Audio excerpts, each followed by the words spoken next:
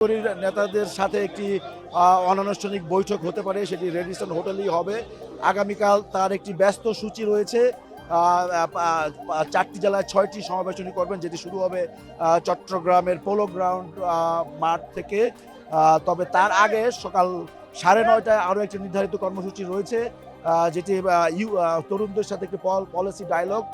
সেখানে বিএনপির যে ভাবনা, কৃষি, কর্মসংস্থান সহ নারীর ক্ষমতায়ন সহ বিভিন্ন বিষয়ে বিএনপির যে ভাবনা নিয়ে তাদের সাথে মত বিনিময় করবেন এবং তরুণ যুবকদের উনি মতামত শুনবেন। এরপরে আসলে সেই প্রোগ্রাম শেষে বেলা 11টায় তার প্রথম কর্মসূচি পোলো গ্রাউন্ড মাঠে, প্রথম জনসভা, নির্বাচনী জনসভা এই চট্টগ্রামে। যেটি বলছিলেন যে দীর্ঘদিন পরে উনি চট্টগ্রামে এসেছেন।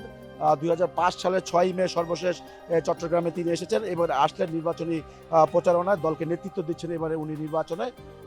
তো চারটি জেলা যে সমাবেশের উল্লেখ করলাম, চট্টগ্রামের পরে উনি ফেনীর জনসভায় অংশ নেবেন, এরপর কুমিল্লা 3টি জনসভায় অংশ নেবেন আগামীকাল, এবং সর্বশেষ নারায়ণগঞ্জের সোনারগাঁয়ের কাঁচপুরের সমাবেশের মধ্য দিয়ে সেই আগামীকালের প্রোগ্রামটা শেষ হবে এবং ধারণা করা হচ্ছে সেটি আসলে গভীর রাত পর্যন্ত করাতে পারে।